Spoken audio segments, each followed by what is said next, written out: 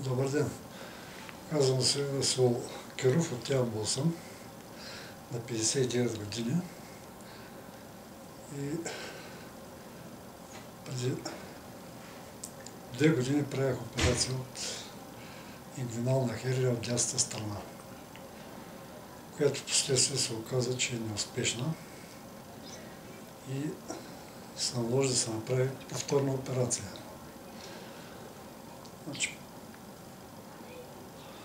Дойдох на преглед, тъй като много бях чувал за Токуда, добри отзиви, и реших, тъй като втората операция, повторно да се направи операцията, реших да бъда насигурно и затова избрах болница Токуда. При доктор Люцканов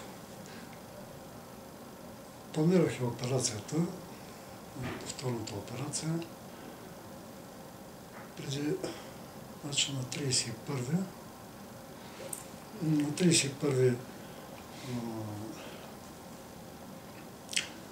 октомври направихме повторна операция. Какво ми беше отчудването, че още след операцията аз нямах такива болки, както при първата операция. Тоест, това се изразява в вътрешни опъвания. Просто можех спокойно да се движа. И какво беше моето отчудване, когато ми каза доктор Люцканов, че аз даже трябва да повече се движа, за разлика от първата операция, която ми направиха, казаха, че трябва да не се движа, трябва да лежа повече, трябва да не стоя, повече да лежа, да не ходя много.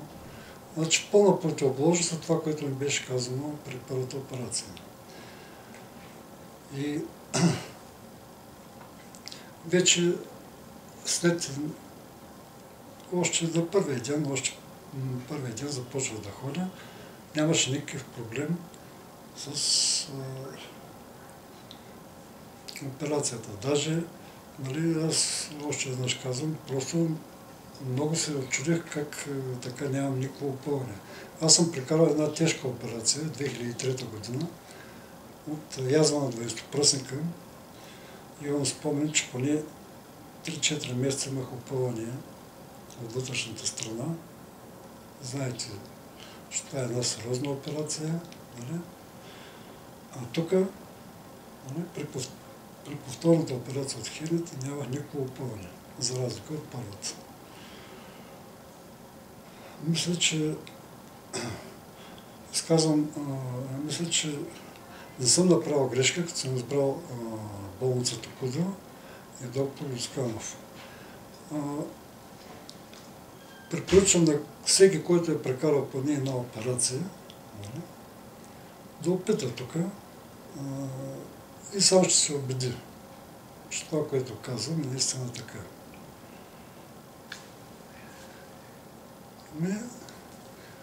Това е което...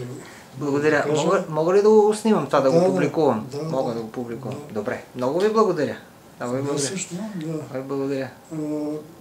Още веднъж изказвам благодарност и все така да продължавате успешно.